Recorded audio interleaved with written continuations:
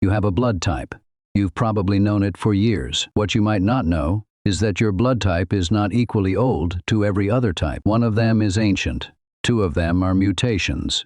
One of them is the newest of all. And the DNA record, both ancient human genomes and living primate genomes, now tells us exactly which is which, when each one appeared, and why the world has so many different blood types, when one of them was doing the job for millions of years before the others showed up. The answer involves ancient Africa, a Neanderthal tooth, and a parasite that has been shaping human blood for at least 2 million years. It starts with a single gene. The ABO blood group system was discovered in 1901 by Karl Landsteiner, an Austrian physician, who noticed that mixing blood from different people sometimes caused the red blood cells to clump and die. He identified 4 groups, A, B, and O, based on which proteins, called antigens, sat on the surface of red blood cells. Type A has the A antigen. Type B has the B antigen. Type AB has both. Type O has neither. Landsteiner won the Nobel Prize in 1930 for this discovery. It transformed medicine. Safe blood transfusion became possible for the first time. But Landsteiner didn't know where the blood types came from. He didn't know which was oldest. He didn't know why they existed. The molecular answer didn't come until the 1980s and 90s, when researchers finally sequenced the ABO gene and understood exactly what each blood type is made of at the DNA level. But before the molecular story, there was a decades-long debate about whether blood types served any biological purpose at all. For much of the 20th century, the dominant view was that blood types were neutral, useful for identifying donors for transfusion, irrelevant to survival. That view changed when researchers compared blood type frequencies across geographically isolated human populations. If blood types were neutral, their frequencies should drift randomly across populations. Instead, the frequencies showed patterns that correlated with disease history. The evidence that blood types were under selection had been accumulating for decades before anyone had the molecular tools to explain why. The ABO gene sits on chromosome 9. It encodes an enzyme, a glycosyltransferase, that builds the sugar structures on the surface of red blood cells. Type A and Type B differ by just a few amino acid substitutions in this enzyme. Type A enzyme attaches one type of sugar.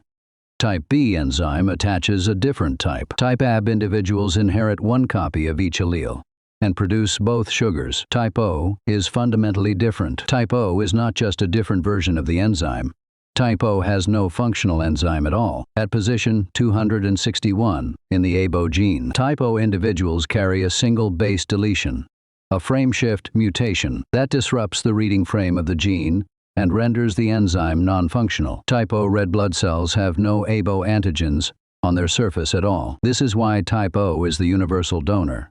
Without the antigens, there is nothing for another person's immune system to reject. But it also explains something crucial about which blood type is older. To determine which blood type is ancestral, which came first, researchers compare human ABO gene sequences to those of our closest relatives. Chimpanzees, bonobos, gorillas, and orangutans all have ABO genes, and their blood types tell a very clear story. Chimpanzees are predominantly blood type A, with some type O. Gorillas are predominantly blood type B. What none of the great apes have, except occasionally in chimpanzees, is blood type AB, and the distribution of A and O in chimpanzees matches a primate lineage in which type O arose before our divergence from chimpanzees, approximately 6 to 7 million years ago. In 2012, a team led by Laure Segurel at the University Paris Diderot published the definitive phylogenetic analysis of the ABO gene across primates. The analysis confirmed what the molecular evidence had been suggesting for decades. Blood type O is the ancestral state. A and B are derived mutations, not just among humans, among primates. Type O is older than the genus Homo. It was here 2 million years before the first human ancestor appeared. The Segurel analysis also resolved a long-standing controversy. For years, researchers debated whether type A in chimpanzees and type A in humans were the same mutation inherited from a common ancestor, or whether they arose independently, convergent evolution of the same blood type. The molecular analysis showed the answer. Both. Some alleles in chimpanzees and humans share a common ancestral mutation. Inherited from the ancestor we shared 7 million years ago, others arose independently in each lineage, producing the same blood type through different genetic changes. The ABO gene is one of the most complex polymorphisms in the human genome, a system so old and so maintained by selection that it has been shaped and reshaped over tens of millions of years of primate evolution. Now comes the piece that changes the significance of this finding entirely. If type O is the original and A and B are mutations, good mutations, clearly, since they survived. The question is, what did they survive to do? Why did A and B arise and persist? Why didn't type O simply stay dominant in populations untouched by certain historical pressures? Type O is indeed the dominant blood type. Indigenous populations in the Americas, particularly South American groups like the Navajo, the Inca-descended populations of the Andes, and many Amazonian groups, have type O frequencies approaching 100%. These are populations that evolved in geographic isolation from the specific pressure that selected for A and B in Africa and Asia. That pressure was malaria. Plasmodium falciparum, the deadliest malaria parasite, uses a protein on the ABO antigens as one of its mechanisms for invading red blood cells. Specifically, the A antigen facilitates a process called row setting, where infected red blood cells clump together with uninfected ones, making the infection more severe and harder for the immune system to clear. Type O individuals without ABO antigens are significantly protected against severe malaria. Studies in sub-Saharan Africa and elsewhere have consistently shown that type O individuals are substantially less likely to develop severe malaria complications, cerebral malaria, acute lung injury, severe anemia, than individuals with type A, B, or AB blood. So if type O is protective against the world's deadliest infectious disease, why isn't everyone type O? Why did A and B persist at all? The answer is that type O has its own costs. The ABO antigens are not just sitting on red blood cells doing nothing. They interact with a range of pathogens, and the interactions are complicated. Cholera, for example, is more dangerous for type O individuals. The cholera toxin binds more effectively to the gut cells of type O individuals, producing more severe fluid loss and a higher risk of death. In cholera endemic regions, type O is a survival disadvantage. Norovirus, the stomach bug that spreads through cruise ships and schools, has a specific preference for type O hosts.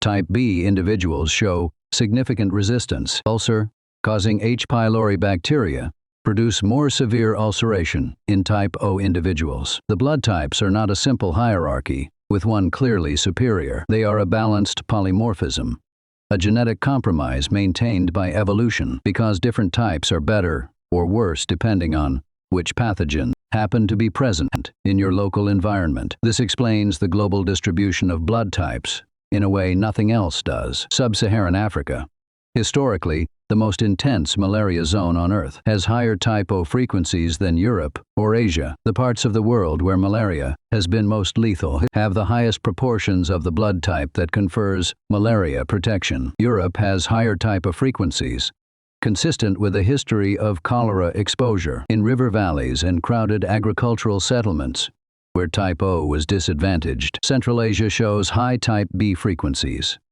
a region where the specific pathogen pressures of Silk Road trade and steppe pastoralism selected differently from forested tropical Africa. The blood type map of the world is a map of disease history. Every frequency is a fossil record of every plague, every epidemic, every parasite that hit that region over the last 100,000 years. The Americas provide one of the clearest natural experiments in blood type geography. When the ancestors of indigenous Americans crossed into the Americas, approximately 15,000 to 25,000 years ago, they brought with them a founding population that was predominantly type O. They entered a continent with no malaria. Plasmodium falciparum hadn't yet arrived. They also entered a continent with no cholera, no plague, no smallpox, in the form those diseases took in the Old World population centers, without the selection pressure that had raised A and B frequencies in Eurasia and Africa. The founding type O frequency was maintained, and in many groups, amplified. The Americas are a controlled experiment that confirms the disease ecology model. Put them back, as happened after European contact in 1492, and beyond. And the dynamics change catastrophically. Post-contact epidemics killed up to 90% of indigenous Americans. Smallpox, measles, influenza, typhus, diseases they had never encountered. The surviving populations carry today the blood types they carried before contact, but the population that carries them is a fraction of what it was. The contact epidemics are the most dramatic demonstration of what happens when a population's blood type composition meets a pathogen landscape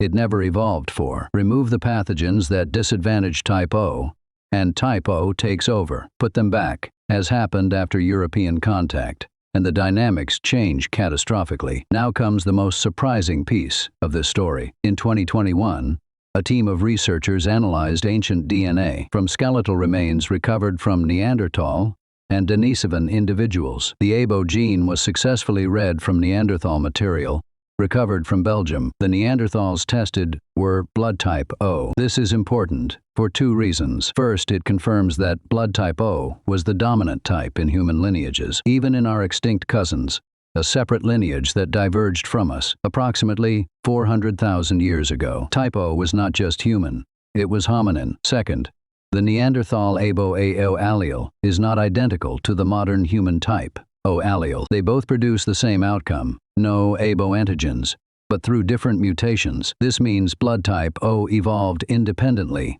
at least twice, in two separate hominin lineages. The same functional outcome, no antigens, was reached by different genetic routes. In evolutionary biology, this is called convergent evolution. When the same solution evolves independently multiple times, it is not coincidence. It is selection pressure so strong that evolution kept finding the same answer. Something about having no ABO antigens, being type O, was so valuable that both Neanderthals and modern humans evolved toward it by independent genetic paths. The Neanderthal finding also tells us something about what the selection pressure was. If both modern humans and Neanderthals independently evolved type O, and if the malaria hypothesis is correct for why type O is advantageous, then malaria, like parasites, may have been shaping hominin blood types far earlier than anyone previously assumed. The Neanderthals ranged across Europe and the Middle East for hundreds of thousands of years. Malaria was present in the Middle East and parts of southern Europe during warm interglacial periods, when the Anopheles mosquitoes that carry the parasite could extend their range north. The convergent evolution of type O in Neanderthals may be a record of their own ancient encounter with the same parasite that shaped human blood type frequencies in tropical Africa. The same pathogen, the same solution.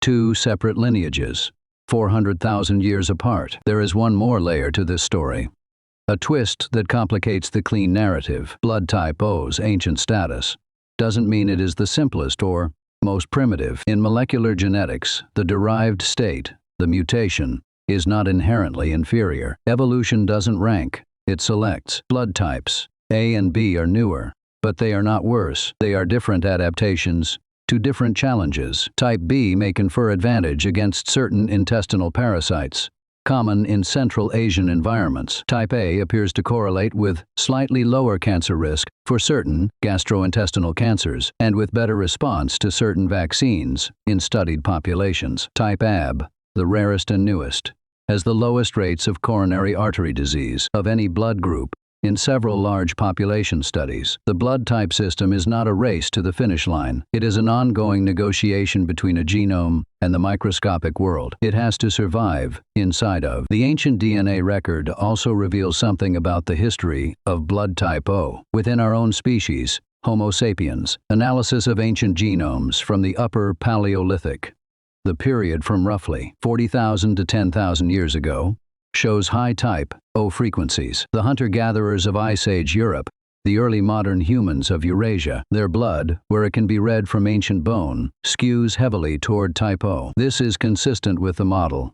In the absence of intensive agriculture and the dense population disease pressure that came with it, the ancestral state dominated. Type O was the blood of the hunter-gatherers. The shift toward higher A and B frequencies came with the Neolithic, when farming communities created the conditions in which cholera, plague, and other crowd-dependent infectious diseases began to exert serious selection pressure. Agriculture didn't just change what humans ate.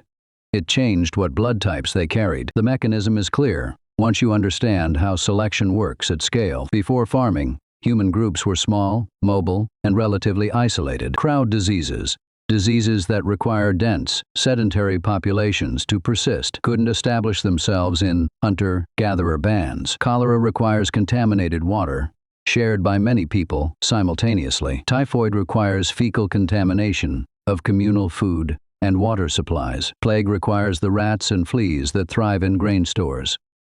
An agricultural invention. All of these pathogen relationships are agricultural products. Diseases that became lethal at scale only when humans began living in permanent settlements, with shared grain stores, communal water, and proximity to livestock. Once those conditions appeared, the selection pressure on blood type changed, and the ABO frequencies visible in ancient genomes track that change with remarkable precision. The misconception this story busts is one of the most pervasive in popular genetics. For decades, blood type was treated as a neutral biological curiosity, a way to categorize donors for transfusion.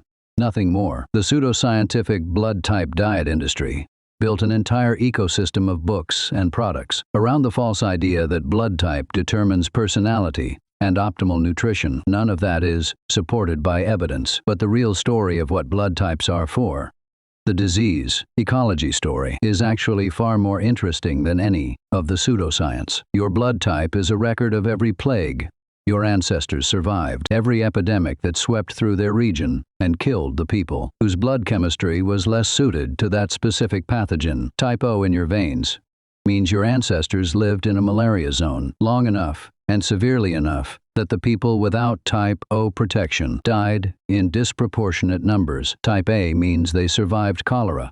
Type B means they survived something else. The blood type distribution of any population is a compressed history of survival of every infectious disease those people ever fought and survived. The full picture from ancient DNA is still being assembled. The ABO gene is not always well preserved in ancient bone.